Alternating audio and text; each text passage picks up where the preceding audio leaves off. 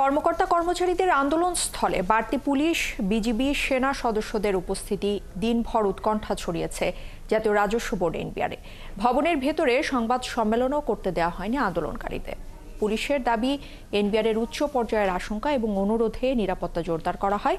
এদিকে কালও দেশব্যাপী সব অফিসে কর্মবিরতি এবং এনবিআর চেয়ারম্যানকে অসহযোগিতা কর্মসূচি পালন করবে সংস্কার ঐক্য পরিষদ।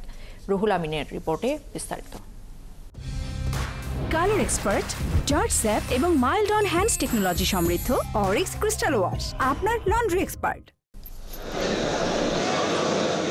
পূর্ব ঘোষণা অনুযায়ী সকাল থেকেই আগারগাঁওয়ে রাজস্ব ভবনে জড়ো হন এনবিআরের বিভিন্ন অফিসের কর্মীরা। সংস্কার অধ্যাদেশ বাতিল, চেয়ারম্যানের অপসারণ সহ 4 দাবিতে অবস্থান নেন ভবনের ভেতরে। কর্মকর্তাদের উপস্থিতির সঙ্গে বাড়তে থাকে আইনশৃঙ্খলা বাহিনীর উপস্থিতিও। পুলিশ, বিজিবি, সেনা সদস্যরা ঘিরে রাখেন এনবিআর। পরিচয়পত্র যাচাই করে ঢুকতে দেয়া হয় কর্মচারী ও সেবা প্রার্থীদের।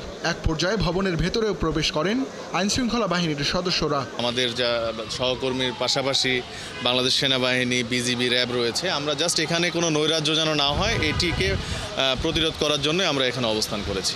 এনবিআরের বোর্ড সদস্য জানান, সরকারের উচ্চ পর্যায়ের নির্দেশে নিরাপত্তা বাড়ানো হয়েছে। নিরাপত্তা বাহিনীর সদস্যদের উপস্থিতিতে কখনো বসে কখনো দাঁড়িয়ে কর্মসূচি পালন করতে দেখা যায় এনবিআর কর্মীদের।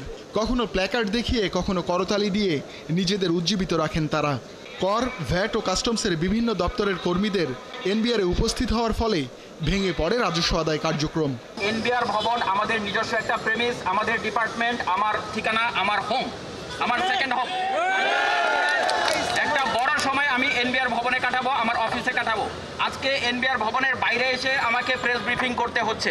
তো উনি যেই প্রশ্নটা করেছেন, কেউ আমাদেরকে হুমকি ধামকি দেয় নাই, এটা সত্য। কিন্তু যদি আমাদেরকে বাধা প্রদান করা হয়, আগামীকাল থেকে যদি বাধা প্রদান করা হয়, আমরা যেখানে বাধা প্রদান করা হবে সেখানে আমরা অবস্থান করব, সেখানে আমাদের প্রেস ব্রিফিং হবে। কর্মকর্তারা অভিযোগ করেন, যৌক্তিক দাবি মেনে না নিয়ে টালবাহানা করা হচ্ছে। আমাদের চাওয়া এই সংস্কার হবে আন্তর্জাতিক পরিমণ্ডলে স্বীকৃত সর্বোত্তম ব্যবস্থা ও পদ্ধতির অনুরূপ। দেশের স্বার্থ ও উন্নয়ন দর্শন এতে সঠিকভাবে প্রতিফলিত হবে। রাজস্ব প্রশাসন অধিকতর কার্যকর, প্রগতিশীল ও দুর্নীতিমুক্ত হবে এবং সংস্কার বিশেষ কারো স্বার্থ হাসিলে হাতিয়ার হবে না। আন্দোলনের মুখে এদিকে শনিবারও তার দপ্তরে আসেননি এনবিআর চেয়ারম্যান আব্দুর রহমান খান। রুহুল আমিন, ৭১, ঢাকা।